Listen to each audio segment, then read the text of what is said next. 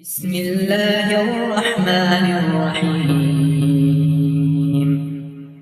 الحمد لله الذي أنزل على عبده الكتاب ولم يجعل له عوجا قيما لينذر بأسا شديدا من لدنه ويبشر المؤمنين الذين يعملون الصالحات أن لهم أجرا حسنا ماكثين فيه أبدا وينذر الذين قالوا اتخذ الله ولدا ما لهم به من علم ولا لآبائهم كبرت كلمة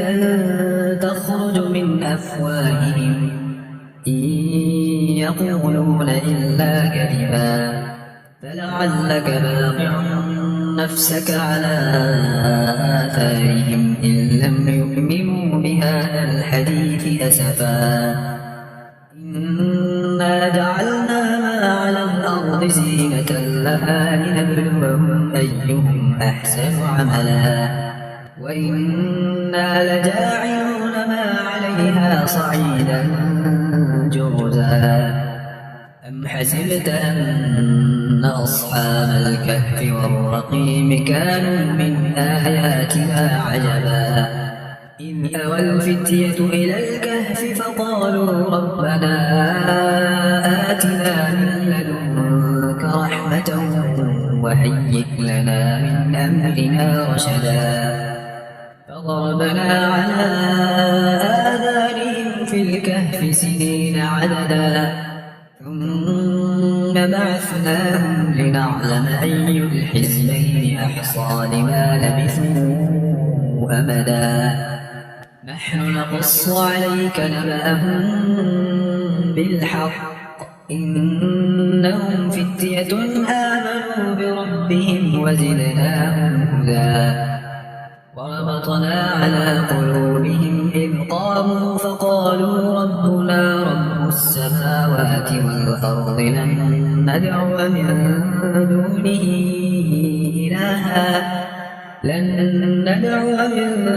دونه إلها لقد قلنا إذا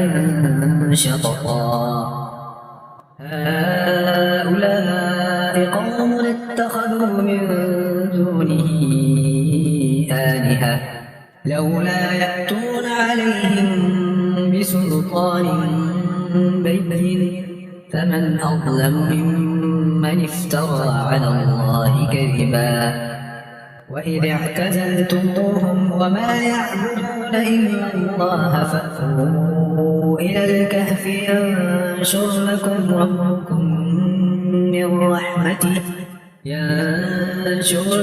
ربكم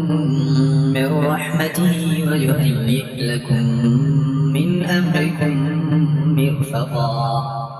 وترى الشمس إذا طلعت تزاور عن كهفهم ذات اليمين وإذا غربت تقرضهم ذات الشمال وهم في فجوة منه ذلك من آيات الله من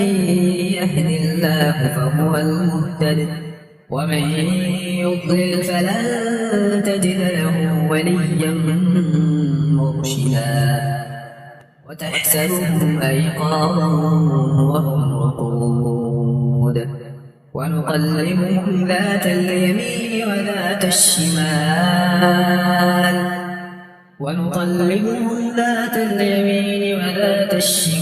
وكلهم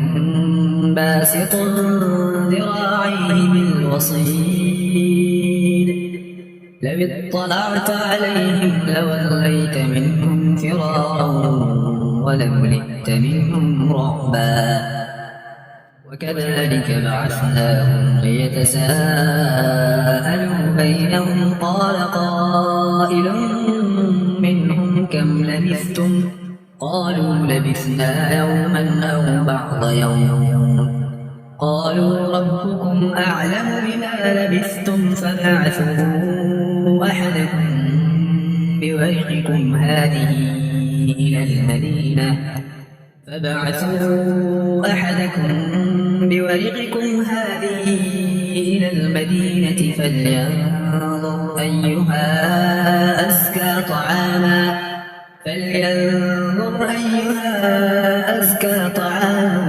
فليأتكم برزق منه وليتلطف ولا يشعرن بكم أحدا إنهم إن يظهروا عليكم يرجموكم أو يعيدوكم في ملتهم ولن تفلحوا إذا أبدا وكذلك أعثرنا عليهم ليعلموا أن وعد الله حق وأن الساعة لا ريب فيها إذ يتنازعون بينهم أمرهم فقالوا ابنوا عليهم بنيانا ربهم أعلم بهم قال الذين غلبوا على أمرهم لنتخذن عليهم مسجدا سيقولون ثلاثة رابعهم كلبهم ويقولون خمسة سادسهم كلبهم رجما بالغيب ويقولون سبعة وثامنهم كلبهم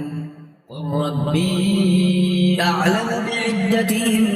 ما يعلمهم إلا قليل فلا تمار فيهم إلا مراء ظاهرا ولا تستفت فيهم منهم أحدا ولا تقولن لشيء إني فاعل ذلك غدا إلا أن يشاء الله واذكر ربك إذا نسيت وقل عسى أن يهديني ربي لأقرب من هذا رشدا ولبثوا في كهفهم 300 سنين وازدادوا 9 قل الله أعلم بما لبثوا له غيب السماوات والأرض أبصر به وأسمع ما لهم من دونه من ولي ولا يشرك في حكمه أحدا واتل ما أوحي إليك من كتاب ربك لا مبدل لكلماته ولن تجد من دونه ملتحدا واصبر نفسك مع الذين يدعون ربهم بالغداة والعشي يريدون وجهه ولا تعد عيناك عنهم تريد زينة الحياة الدنيا ولا تطع من أغفلنا قلبه عن ذكرنا واتبع هواه وكان أمره فرطا وقل الحق من ربكم فمن شاء فليؤمن ومن شاء فليكفر إنا أعتدنا للظالمين نارا أحاط بهم سرادقها وإن يستغيثوا يغاثوا بماء كالمهل يشوي الوجوه بئس الشراب وساءت مرتفقا إن الذين آمنوا وعملوا الصالحات إنا لا نضيع أجر من أحسن عملا أولئك لهم جنات عدن تجري من تحتهم الأنهار يحلون فيها من أساور من ذهب ويلبسون ثيابا خضرا من سندس وإستبرق متكئين فيها على الأرائك نعم الثواب وحسنت مرتفقا واضرب لهم مثلا الرجلين جعلنا لأحدهما جنتين من أعناب وحففناهما بنخل وجعلنا بينهما زرعا كلتا الجنتين آتت أكلها ولم تظلم منه شيئا وفجرنا خلالهما نهرا وكان له ثمر فقال لصاحبه وهو يحاوره أنا أكثر منك مالا وأعز نفرا ودخل جنته وهو ظالم لنفسه قال ما أظن أن تبيد هذه أبدا وما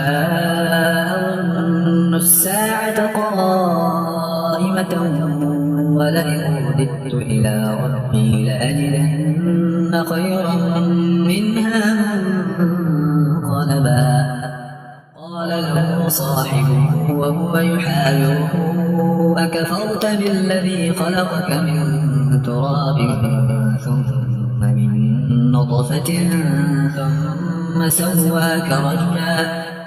لكن هو الله ربي ولا أشرك بربي أحدا ولولا إذ دخلت جنتك قلت ما شاء الله لا قوة إلا بالله إن ترني أنا أقل منك مالا وولدا فعسى ربي أن يؤتيني خيرا من جنتك ويرسل عليها حسبانا من السماء فتصبح صعيدا زلقا أو يصبح ماؤها غورا فلن تستطيع له طلبا وأحيط بثمره فأصبح يقلب كفيه على ما أنفق فيها وهي خاوية على عروشها ويقول يا ليتني لم أشرك بربي أحدا ولم تكن له فئة ينصرونه من دون الله وما كان منتصرا هنالك الولاية لله الحق هو خير ثوابا وخير عقبا واضرب لهم مثل الحياة الدنيا كماء أنزلناه من السماء فاختلط به نبات الأرض فأصبح هشيما تذروه الرياح وكان الله على كل شيء مقتدرا المال والبنون زينة الحياة الدنيا والباقيات الصالحات خير عند ربك ثوابا وخير أملا ويوم نسير الجبال وترى الأرض بارزة وحشرناهم فلم نغادر منهم أحدا وعرضوا على ربك صفا لقد جئتمونا كما خلقناكم أول مرة بل زعمتم أن لن نجعل لكم موعدا ووضع الكتاب فترى المجرمين مشفقين مما فيه ويقولون يا ويلتنا ما لهذا الكتاب لا يغادر صغيرة ولا كبيرة إلا أحصاها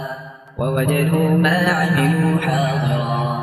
ولا يظلم ربك أحدا وإذ قلنا للملائكة اسجدوا لآدم فسجدوا إلا إبليس كان من الجن ففسق عن أمر ربه أفتتخذونه وذريته أولياء من دوني وهم لكم عدو بئس للظالمين بدلا ما أشهدتم خلق السماوات والأرض ولا خلق أنفسهم وما كنت متخذ المضلين عضدا ويوم يقول نادوا شركائي الذين زعمتم فدعوهم فلم يستجيبوا لهم وجعلنا بينهم موبقا ورأى المجرمون النار فظنوا أنهم مواقعوها ولم يجدوا عنها مصرفا ولقد صرفنا في هذا القرآن للناس من كل مثل وكان الإنسان أكثر شيء جدلا وما منع الناس أن يؤمنوا إذ جاءهم الهدى ويستغفروا ربهم إلا أن تأتيهم سنة الأولين أو يأتيهم العذاب قبلا وما نرسل المرسلين إلا مبشرين ومنذرين ويجادل الذين كفروا بالباطل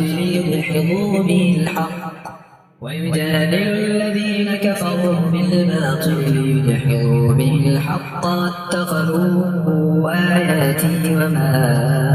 أنذروا هزوا ومن أظلم ممن ذكر بآيات ربه فأعرض عنها ونسي ما قدمت يداه إنا جعلنا على قلوبهم أكنة أن يفقهوا وفي آذانهم وقرا وإن تدعوهم إلى الهدى فلن يهتدوا إذا أبدا وربك الغفور ذو الرحمة لو يؤاخذهم بما كسبوا لعجل لهم العذاب بل لهم موعد لن يجدوا من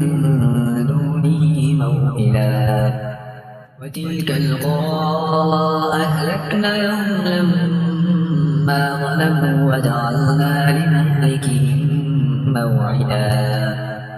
وإذ قال موسى لفتاه لا أبرح حتى أبلغ مجمع البحرين أو أمضي حقبا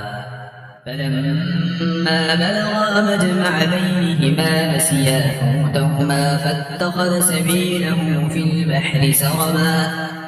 فلما جاوزا قال لفتاه آتنا غداءنا لقد لقينا من سفرنا هذا نصبا قال أرأيت إذ أوينا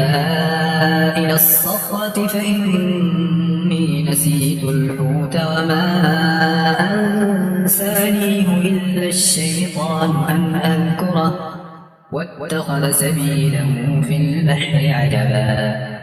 قال ذلك ما كنا نبغي فارتدا على آثارهما قصصا فوجدا عبدا من عبادنا آتيناه رحمة من عندنا وعلمناه من لدنا علما قال له موسى هل أتبعك على أن تعلمني مما علمت رشدا قال إنك لن تستطيع معي صبرا وكيف تصبر على ما لم تحط به خبرا قال ستجدني إن شاء الله صابرا ولا أعصي لك أمرا قال فإن اتبعتني فلا تسألني عن شيء حتى أحدث لك منه ذكرا فانطلقا حتى إذا ركبا في السفينة خرقها قال أخرقتها لتغرق أهلها لقد جئت شيئا إمرا قال ألم أقل إنك لن تستطيع معي صبرا قال لا تؤاخذني بما نسيت ولا ترهقني من أمري عسرا فانطلقا حتى إذا لقيا غلاما فقتله قال أقتلت نفسا زكية بغير نفس لقد جئت شيئا نكرا قال ألم أقل لك إنك لن تستطيع معي صبرا قال إن سألتك عن شيء بعدها فلا تصاحبني قد بلغت من لدني عذرا فانطلقا حتى إذا أتيا أهل قرية استطعما أهلها فأبوا أن يضيفوهما فوجدا فيها جدارا يريد أن ينقض فأقامه قال لو شئت لاتخذت عليه أجرا قال هذا فراق بيني وبينك سأنبئك بتأويل ما لم تستطع عليه صبرا أما السفينة فكانت لمساكين يعملون في البحر فأردت أن أعيبها وكان وراءهم ملك يأخذ كل سفينة غصبا وأما الغلام فكان أبواه مؤمنين فخشينا أن يغرقهما طغيانا وكفرا فأردنا أن يبدلهما ربهما خيرا منه زكاة وأقرب رحما وأما الجدار فكان لغلامين يتيمين في المدينة وكان تحته كنز لهما وكان أبوهما صالحا فأراد ربك أن يبلغا أشدهما ويستخرجا كنزهما رحمة من ربك وما فعلته عن أمري ذلك تأويل ما لم تستطع عليه صبرا ويسألونك عن ذي القرنين قل سأتلو عليكم منه ذكرا إنا مكنا له في الأرض وآتيناه من كل شيء سببا فأتبع سببا حتى إذا بلغ مغرب الشمس وجدها تغرب في عين حمئة ووجد عندها قوما قلنا يا ذا القرنين إما أن تعذب وإما أن تتخذ فيهم حسنا قال أما من ظلم فسوف نعذبه ثم يرد إلى ربه فيعذبه عذابا نكرا وأما من آمن وعمل صالحا فله جزاء الحسنى وسنقول له من أمرنا يسرا ثم أتبع سببا حتى إذا بلغ مطلع الشمس وجدها تطلع على قوم لم نجعل لهم من دونها سترا كذلك وقد أحطنا بما لديه خبرا ثم أتبع سببا حتى إذا بلغ بين السدين وجد من دونهما قوما لا يكادون يفقهون قولا قالوا يا ذا القرنين إن يأجوج ومأجوج مفسدون في الأرض فهل نجعل لك خرجا على أن تجعل بيننا وبينهم سدا قال ما مكنني فيه ربي خير فأعينوني بقوة أجعل بينكم وبينهم ردما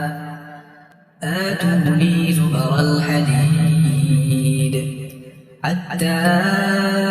إذا ساوى بين الصدفين قال انفخوا حتى إذا جعله نارا قال آتوني أفرغ عليه قطرا فما استطاعوا أن يظهروه وما استطاعوا له نقبا قال هذا رحمة من ربي فإذا جاء وعد ربي جعله دكا كان وعد ربي حقا وتركنا بعضهم يومئذ يموج في بعض ونفخ في الصور فجمعناهم جمعا وعرضنا جهنم يومئذ للكافرين عرضا الذين كانت أعينهم في غطاء عن ذكري وكانوا لا يستطيعون سمعا أفحسب الذين كفروا أن يتخذوا عبادي من دوني أولياء إنا أعتدنا جهنم للكافرين نزلا قل هل ننبئكم بالأخسرين أعمالا الذين ضل سعيهم في الحياة الدنيا وهم يحسبون أنهم يحسنون صنعا أولئك الذين كفروا بآيات ربهم ولقائه فحبطت أعمالهم فلا نقيم لهم يوم القيامة وزنا ذلك جزاؤهم جهنم بما كفروا واتخذوا آياتي ورسلي هزوا إن الذين آمنوا وعملوا الصالحات كانت لهم جنات الفردوس نزلا خالدين فيها لا يبغون عنها حولا قل لو كان البحر مدادا لكلمات ربي لنفد البحر قبل أن تنفد كلمات ربي ولو جئنا بمثله مددا قل إنما أنا بشر مثلكم يوحى إلي أنما إلهكم إله واحد فمن كان يرجو لقاء ربه فليعمل عملا